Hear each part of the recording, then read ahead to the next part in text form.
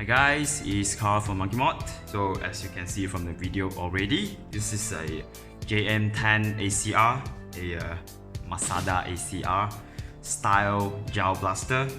So I don't think I'll be doing the unboxing video. As you can see, it's already out because this is not really a new blaster. It has been around for quite some time, but unfortunately not a very popular blaster.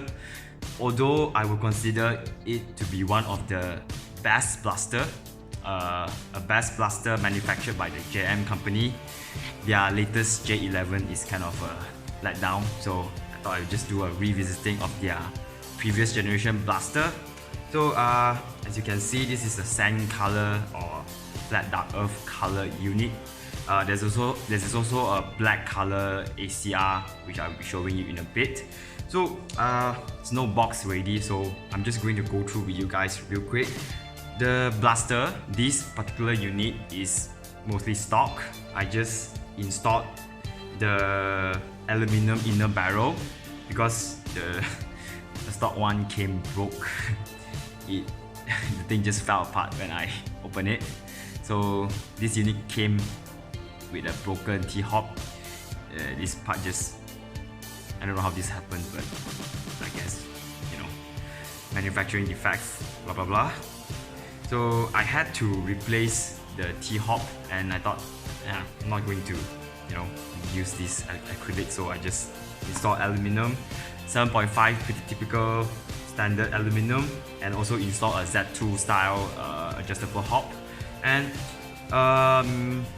let me just go through with you, the exterior of the blaster real quick. So this is how it's going to look like. The gearbox is a pretty standard Gen 9 style gearbox. I mean, no problem there, they perform well. Now this whole unit is made of nylon. The handguard is nylon, the upper is nylon, the lower is nylon, the buttstock is nylon. Everything else is nylon pretty much. The fittings, the bolt, charging handle, the bolt, I believe is plastic. This is plastic, pretty sure. This is nylon. The included rear sight is nylon. It's not really well made. It wobbles here and there, but it looks pretty cool. I don't intend to actually swap it out because it does look pretty matching with this setup. The front side is integrated. There's nothing adjustable here. Just you can flip it down, flip it up easily. To flip it down, you just need to push this button here and then flip it down. So this is integrated.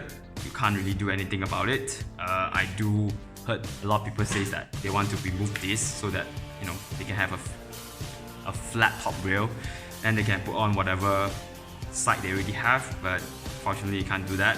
Or you want to just flip it down, keep it down, and then just put your side here. I don't think that's necessary, but that's just my opinion. What is matter on this thing? Let's see. This is supposed to be a QD mount, sling mount, but this is fake. It has no features. It's just there. This two piece here. So I think there are options to make it, to convert it into a real QD mount. I don't know where I can get it. What else? The magazine catch is nylon. The bolt release is nylon. The fire selector is nylon. This is the dummy fire selector. It's nylon. I mean, it's no feature, but pretty cool they made it there. What else? Yeah, all the fittings here is nylon. It's also using the same motor as the Gen 9, a 460 long shaft type. If you want to use the 480, there is an option that you can actually buy the metal fittings, and then it comes with a 480 motor cover that will enable you to use a 480 motors on this particular shell. The outer barrel is nylon. The muzzle that comes with the unit is nylon as well, but the finishing looks pretty bad. I don't really like it, but what else? The butt pad is rubber, but I'm not sure why, but they decided to make it into, I can remove it without undoing the screw here. But for some reason, they decided to make it really shiny. It looks a bit nasty actually. But over time, as you use it and let it expose to the air, they do get oxidized, and then you sort of get a matte color butt pad. But that's that. This gold color piece here is actually also something like a QD mount, but I heard that these are actually cosmetic as well. You can't actually attach a QD mount on it because it's quite loose.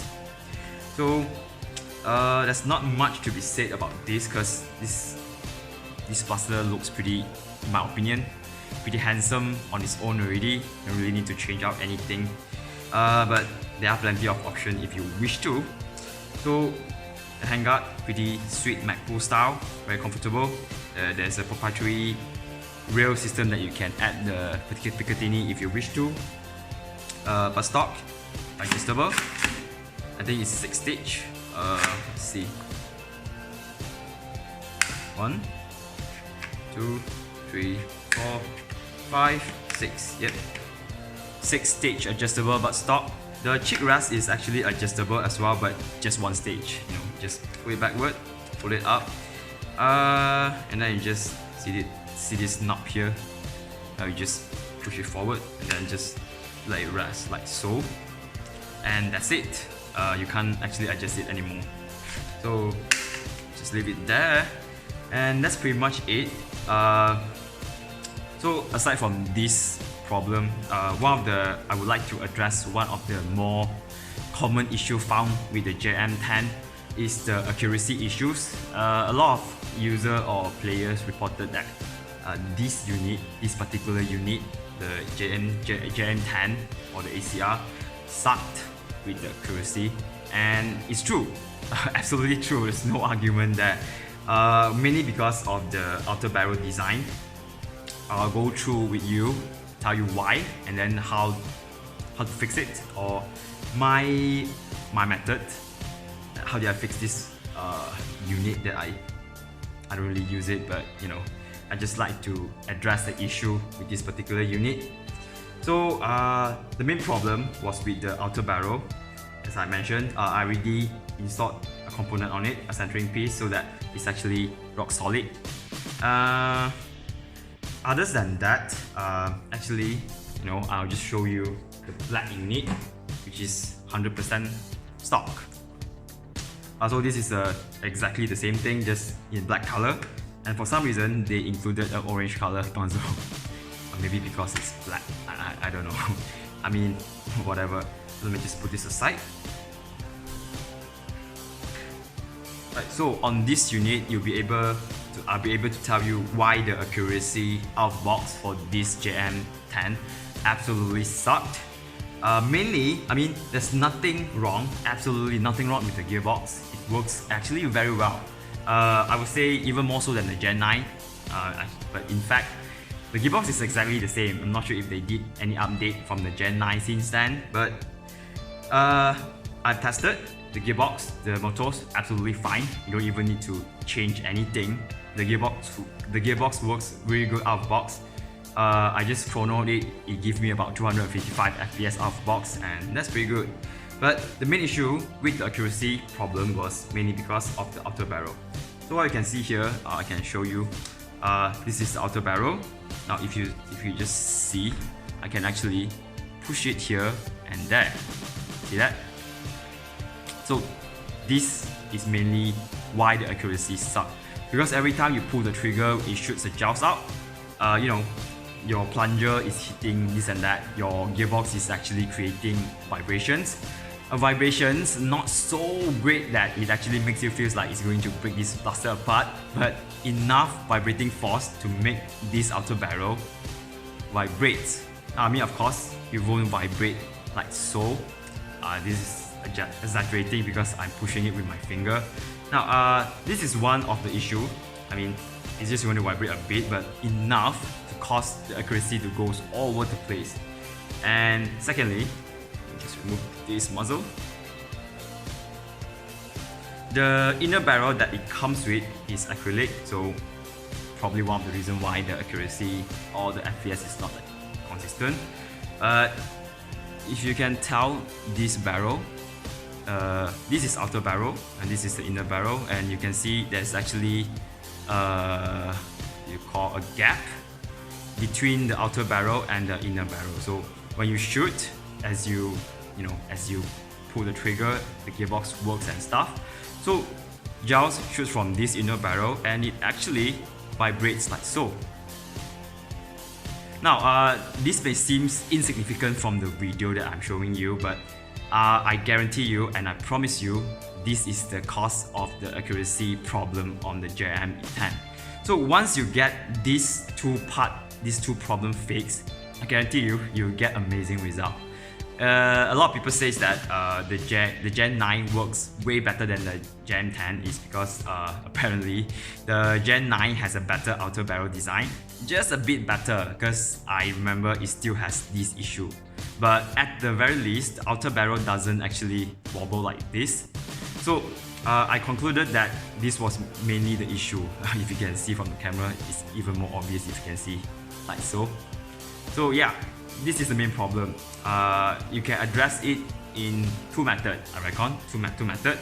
One is a very cheap method and effective. Another is very expensive, very expensive in fact, and effective as well, of course. But so I'm just going to go through with you. Right, so back to this unit, I'm going to take off the handguard and show you what I did.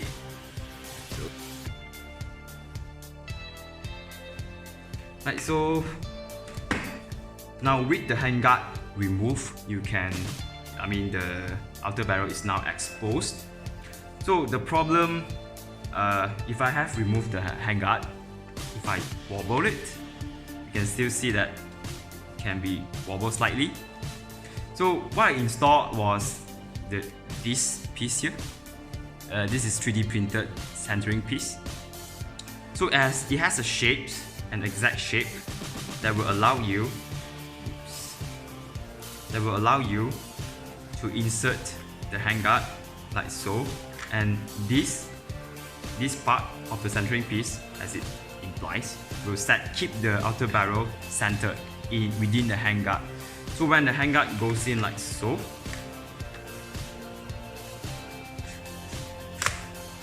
right, now the outer barrel is, it won't bulge even if I use a lot of force. So that immediately fixes the accuracy problem. Now that will fix almost like 80%. You gain a lot of accuracy with these single very simple mod. This centering piece is available at Monkey Mods. They are pretty cheap, like 25 ringgit per piece, and that will fix your problem right out. Now second, the outer barrel and the inner barrel gap. That issue can be solved with this pop-up. This is a Z2 made 3D printed adjustable hop-up. Now what makes this a good hop-up is that you can actually keep the inner barrel centered when this hop-up is installed because of this little sleeve here. So when you can tell this is an aluminum inner barrel that I installed. So I'm not sure you can see, but there's still gaps between the inner barrel and the outer barrel. So when this hop-up, this particular hop-up is installed, it will keep the inner barrel, centered and solid, and so that it won't move when you are firing the blaster. So it installed pretty, very simple, just like so, and it's adjustable as well. So that's pretty sweet. This is one of the hop-up that I prefer to use when I build blaster because it's very convenient, and plus it's 14mm diameter. That means you don't need to remove the hop-up when you have to get access to the muzzle. And when you install the hop-up already, you can actually just slide over the muzzle and then just be done with it. And just so conveniently, the cuts out of this muzzle allows me to adjust the hop-up here directly. So with this blaster is still stock, I just replaced the inner barrel just because the stock one broke. And then I installed the Z2 pop-up and it works like a charm, man. I'm quite surprised myself like how these two simple mods can actually improve the blaster so much. It of course outperformed on Gen 9 without the mod, I guess. Other than that, it's pretty solid blaster. So that's it that I want to address the accuracy issues, because there seems to be a lot of people back off, not buying the Gen 10 just because they heard a lot of people complaining about the accuracy issues. So I say if you like this blaster, I strongly recommend it. I think it's a very solid blaster. The shell, everything is actually very well built, very solid. No real complaint there. And the upgrade, I wouldn't say abundant, but it is available.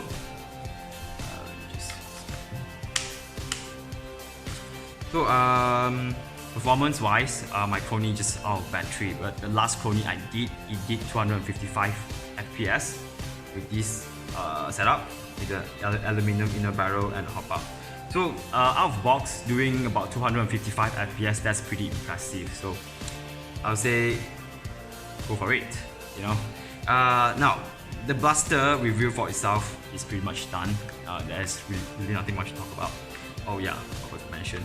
This is how it looks like when it's folded. One thing that I like to address is the battery compartment. So this is the battery compartment of the Gen 10.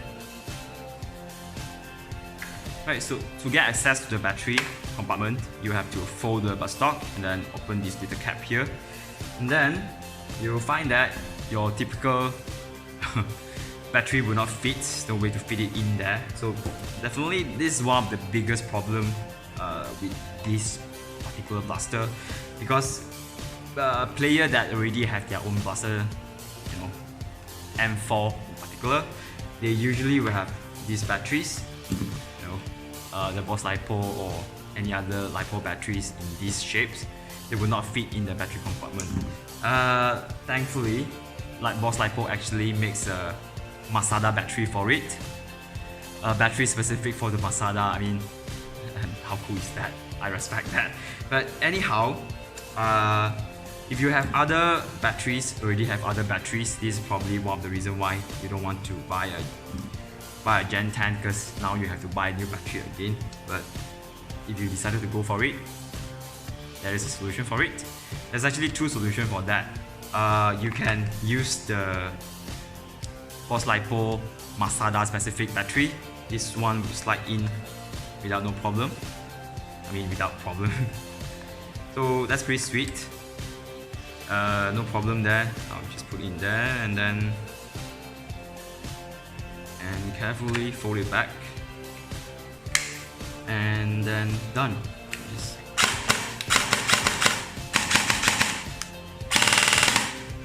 This is completely stock, just using an 11.1 volt battery. So I would say the response is pretty crisp, I mean fast and full auto. That's plenty of rate of fire for a stock blaster and should be enough for a practical game, I guess. The magazine. So this is a revised version of the magazines. This one has an extra sort of a grip here so that it don't look awkward when it's inserted, because the first generation of the Masada actually comes with this mag. Right, this is a Gen 2 mag. Right, if you compare side to side, you can tell that the revised version has a better looking, because they actually add this part here. And this looks kind of awkward. I guess they actually copied the real steel design, but on a gel blaster, a magazine does not go in as much as a real steel counterpart. So if I insert this, so you have a I don't know, a whole magazine exposed out here with, pretty odd looking compared to, say, a revised version. Now this one looks more uniform, I guess. I mean, just minor updates, but I think that's pretty cool. Now, that's it for the blaster itself, by the way. Now next I want to introduce the accessories available for the JM10. They made it just for the JM10 and that's pretty cool as well. Now this is a MST made outer barrel, a quick detached outer barrel assembly for the Masada.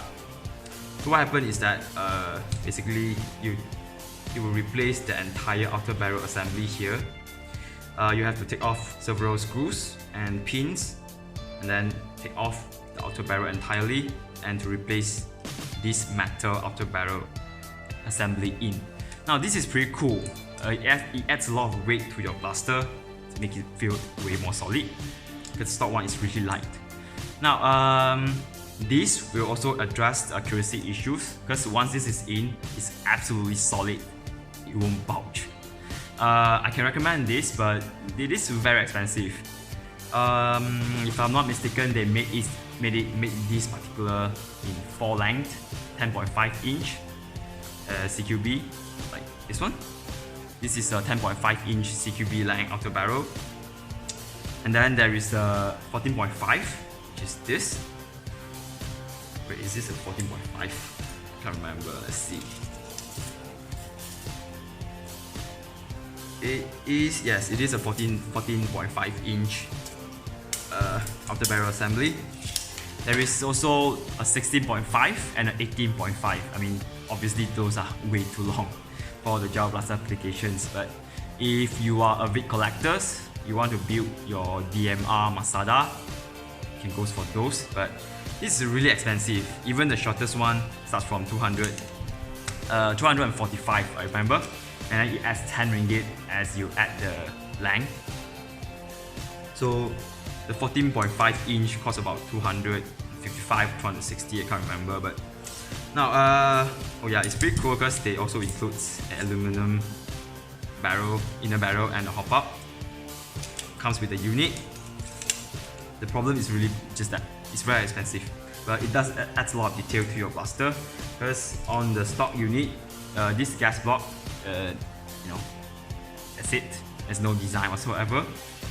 And the MST outer barrel, a quick detached outer barrel, has a lot of details. Like it's a, I don't know what's it called again. Dummy gas tube.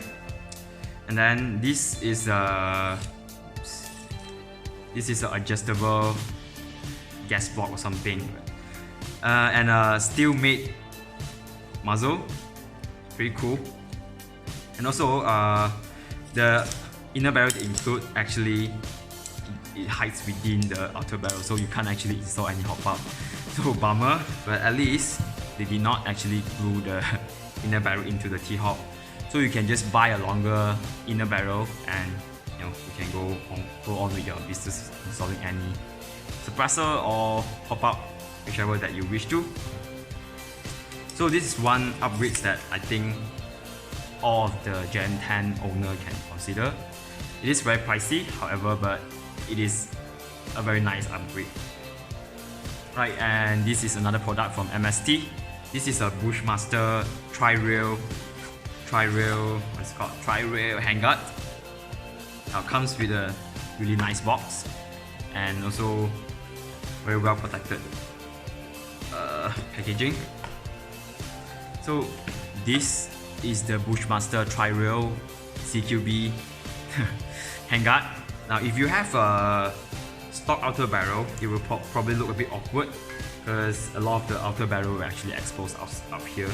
Now this is perfect if you have a 10.5 inch outer barrel assembly. It will just sit nicely there. I'll show you in a bit. I have my own unit with this and this on. So this handguard is pretty nice, full aluminum CNC with some engraving details. This QD is actually functional. I've tested, so you can actually hook your QD mount on it and solidly. So finishing is awesome, very nice anodizing finishing, and yeah, it's pretty good.